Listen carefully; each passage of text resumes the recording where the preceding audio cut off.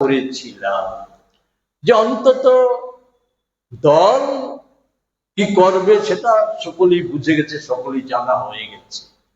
অন্তত পুলিশ প্রশাসন তারা অন্তত পক্ষে একটা ব্যবস্থা নেবে এর পরিপ্রেক্ষিতে।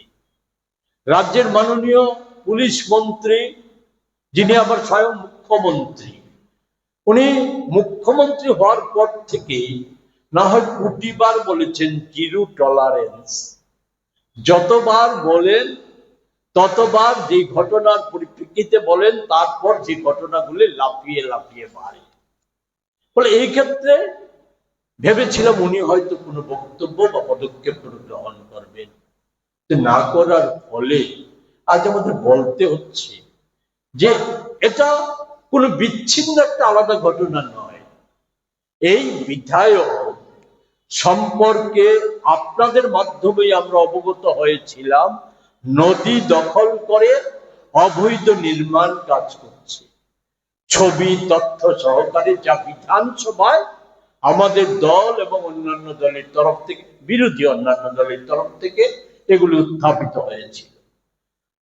মুখ্যমন্ত্রী কথা দিয়েছিলেন তদন্ত করে দেখা হবে, দোষী ঘটনা যদি হয়ে থাকে ঘটনা অন্যায়, নিন্দনীয় এবং ব্যবস্থা গ্রহণ করা হবে। আমাদের কাছে খবর, যথারীতি অবৈধ নির্মাণ কাজ শুধু চলছেই না, সম্পন্ন হওয়ার পথে। আর যে বাকি যে সমস্ত অভিযোগগুলি ওনার সম্পর্কে, সেই সম্পর্কিত অভিযোগগুলি অনেকগুলি জানেন আপনারা।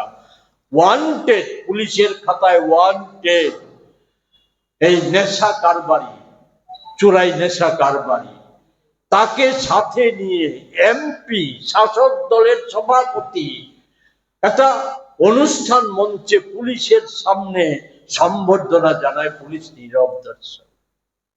ফলে এমনতর অভিযোগে অভিযুক্তদের বিরুদ্ধে এখন পর্যন্ত কোনো কার্যকরী ব্যবস্থা নেই। এক্ষেত্রে শুধু বাকিটা দেখে নেবেন, শুধু একটা বিষয়, আজকে ভারতবর্ষে মোদিজির জমানায় এবং 8 বছরে আমাদের রাজ্যের জমানায় মন্ত্রী, বিধায়ক, এমপি, বিধায়ক, শাসক দলীয় নেতা নেত্রী বা প্রভাবশালীদের সাথে সাথে যে কোনো ধরনের অপরাধী, চোরা কারবারি যদি সরকার এবং শাসক দলের একাংশ কর্তৃত্ব যাদের হাতে, তাদের যে চাহিদা অনুযায়ী আমদানিটা যদি সঠিক সময়ে যথাযথভাবে পৌঁছে দেওয়া যায়, তাহলে আজকে আর দেশে কোনো অপরাধী অপরাধ নয়, কোনো অপরাধী নয়। ফলে এই অবস্থাটা চালু হয়ে গেছে। ফলে আমরা এই জায়গায় খুব একটা বেশি কিছু এই সরকার বা দলের কাছ থেকে আশা করি না। শুধু পুলিশ প্রশাসনে এখনো যারা নিষ্ঠাবান, আমাদের বিশ্বাস এখনো আছে, এই পুলিশই তো আমরা দেখেছি যে একটা সময় আমাদের রাজ্যে উগ্রপন্থী মোকাবেলা করার প্রশ্নে, বিভিন্ন ধরনের সমাজদ্রোহীমূলক কাজকর্ম মোকাবেলা করার প্রশ্নে উল্লেখযোগ্য ভূমিকা পালন করেছে। শুধু তাই না, এই পুলিশকে আমরা দেখেছি যে তাদের অধিকার এবং মর্যাদা রক্ষার প্রশ্নে একত্রিতভাবে গর্জে ওঠার ঘটনাও সংঘটিত হয়েছে রাজ্যে।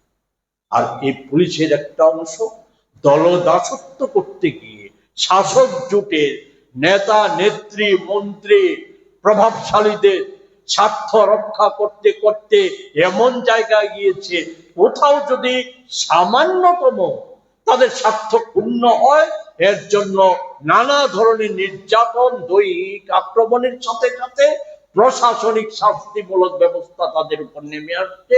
এটা 8 বছরে বারবার বিভিন্ন ঘটনায় ঘটছে। এখন পাহাড়ে যে আজকে আগুন জ্বলছে, অগ্নিগর্ভ অবস্থা, এই অবস্থার পরিপ্রেক্ষিতেও দেখা যাচ্ছে। এগুলি বলে আমি সময় নষ্ট করতে চাই।